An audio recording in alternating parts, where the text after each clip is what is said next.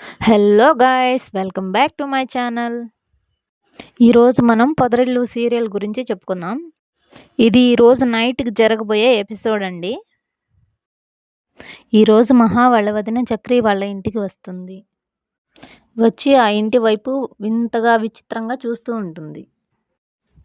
అప్పుడు మహా "ఏంటి వదినా ఎలా ఉన్నావో అని అడగవా నన్ను" అని అంటుంది. వాళ్ళ వదిన ఉండి "ఇలాంటి ఇంట్లో నిన్ను చూశాక ఎలా ఉన్నావో అని అడగాల్సిన అవసరం లేదనిపిస్తుంది మహా" అంటుంది. అప్పుడు మహా వాళ్ళ వదినని లోపలికి తీసుకెళ్ళి మాట్లాడుతూ ఉంటుంది. అప్పుడు వాళ్ళందరూ మాట్లాడుతూ ఉండంగా పైనుంచి ఒక రాయి కింద పడుతుంది. దాన్ని చూసి వాళ్ళ వదిన ఇంకా భయపడిపోతుంది. అప్పుడు మహా వాళ్ళ వదిన్ని బెడ్రూమ్‌లోకి తీసుకెళ్ళి "రోజు ఇక్కడే నేను పడుకునేది" అని చెప్తుంది. మహా వాళ్ళ వదిన "అసలు ఇక్కడ ఎలా ఉన్నావు మహా? ఎందుకు? ఏం అవసరం నీకు ఇక్కడ ఉండాల్సినంత అవసరం ఏముంది? నాకు తెలిసిన నా ఫ్రెండ్ ఉంది అక్కడికి రా నేనక్కడ తీసుకెళ్తాను" అంటుంది. "నేను ఎక్కడికి రాను వదినా! ఈ ఇంట్లో నాకు చాలా బాధ్యతలున్నాయి. అవి నేనే చెయ్యాలి. ఈ విషయం గురించి ఇంక వదిలేయ్" అంటూ ఉండగానే ఈలోపు మాధవ వస్తాడు. వాళ్ళ వదిన కోసం సమోసాలు, ఏవేవో స్నాక్స్ తీసుకొస్తాడు. అవి చూడగానే వాళ్ళ వదిన నచ్చనట్టు బిహేవ్ చేస్తుంది. అప్పుడు మాధవ ఉండి "నువ్వైనా చెప్పు మహా మీ వదినకి తీసుకోమని" అని చెప్తాడు. "సరే పెద్దీ నేను చెప్తాలే" అంటుంది మహా. అప్పుడు వాళ్ళందరూ బయటికి వెళ్ళి డోర్ క్లోజ్ చేసేస్తారు. ఇప్పుడు మన రీల్స్ క్వీన్ తన ఫ్రెండ్ కోసం ఎదురు చూస్తూ ఉంటుంది. తన ఫ్రెండ్ వస్తూ "హాయ్ బుస్సు" అంటుంది. ఏంటి నన్ను బుస్సు అంటున్నావు? ఇంకోసారి బుస్సు అన్నావనుకో నిన్ను చంపేస్తా." "సర్లేవే బాబు ఇంకననులే వదిలేయ్." "అవును మొన్న కొలాబరేషన్ ఉందన్నావు కదా ఏమైంది?" "వాడున్నాడు కదా ముంగీసగాడు. వాడే దాన్ని చెడగొట్టేశాడు. ఆ కొలాబరేటర్స్‌తో గొడవ చేసి వాళ్ళని కొట్టి నానా రచ్చ చేశాడు" అని అంటూ అప్పుడు జరిగిన స్టోరీ అంతా తన ఫ్రెండ్‌కి చెప్తుంది. "అంటే ఆ ఛాన్స్ పోయినట్టేనా?" "నేను పోనిస్తానా? వాళ్ళని ఎలాగో బతిమలాడి మళ్ళీ ఒప్పించాను.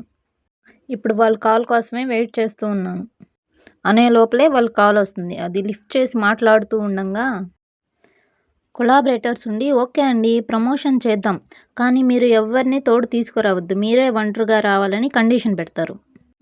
ఆ కండిషన్‌కి కూడా మన తింగరి బుస్సు ఓకే అంటుంది. తన ఫ్రెండ్ ఎంత వెళ్ళొద్దు అని చెప్పినా కూడా ఆ బుస్సు వినకుండా వెళ్ళిపోతుంది. షూటింగ్ చేసే రూమ్ దగ్గరికి వెళ్ళి కొలాబరేటర్స్‌కి ఫోన్ చేసింది. "ఎక్కడున్నారు సార్? నేనిక్కడ గేట్ల దగ్గరున్నాను" అంటుంది. అప్పుడు వాళ్ళుండి లోపలికి రా స్ట్రెయిట్‌గా వచ్చెయి" అని చెప్తారు.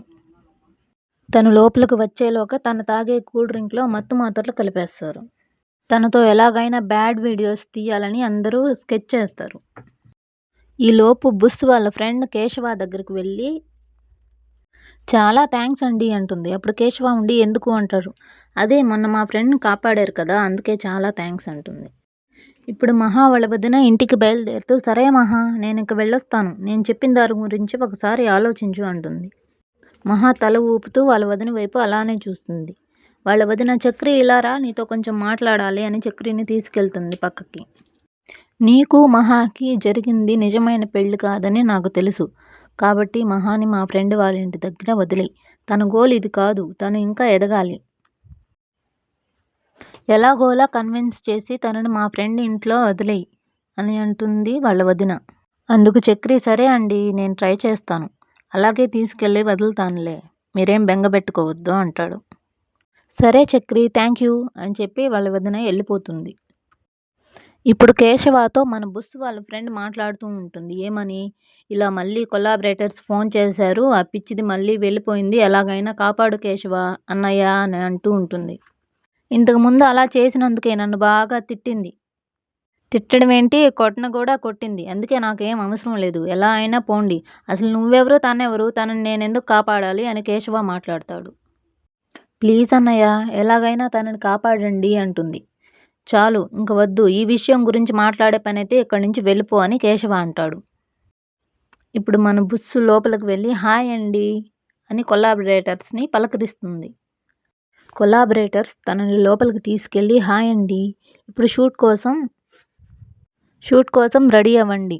త్వరగా చేసేద్దాం" అంటాడు.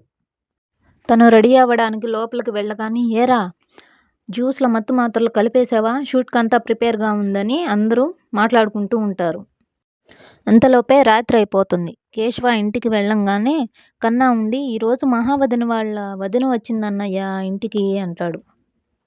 ఏరా ఎందుకు వచ్చింది ఆమె అనంటే ఏమో తెలీదు. కారణం ఏం చెప్పలేదు. కానీ వచ్చి వెళ్ళింది అంటారు కన్నా. నలుగురు అన్నదమ్ముళ్ళు కూర్చొని మాట్లాడుకుంటూ ఉంటారు. అప్పుడు మాధవ ఉండి రే చక్రి నీతో మహా వాళ్ళ వదిన మాట్లాడింది కదా ఏం చెప్పింది అని అడుగుతాడు. ఏం లేదన్నయ్య మహాని వాళ్ళ ఫ్రెండ్ వాళ్ళ ఇంట్లో వదిలిపెట్టమని చెప్తుంది అని చక్రి చెప్పగానే ఒక్కసారిగా అందరూ షాక్ అవుతారు. చక్రి ఉండి తను నా కోసమే రా ఇలాంటి ఇంట్లో సర్దుకొని ఉంటుంది అంటాడు. అప్పుడు కేశవ ఉండి అవును దానికి తగ్గట్టు తమరుగానే ఉండాలి అంటాడు. ఏరా నీలాగా మొద్దుగా బండగా ఉన్నానా లేదు కదా అందుకే నీ బుస్సు నిన్ను వదిలేసింది అంటాడు. అప్పుడే కేశవకి కొలాబరేటర్స్ దగ్గరికి వెళ్ళిన బుస్సు గుర్తొచ్చి ఫాస్ట్గా బయటకు వెళ్ళిపోతాడు.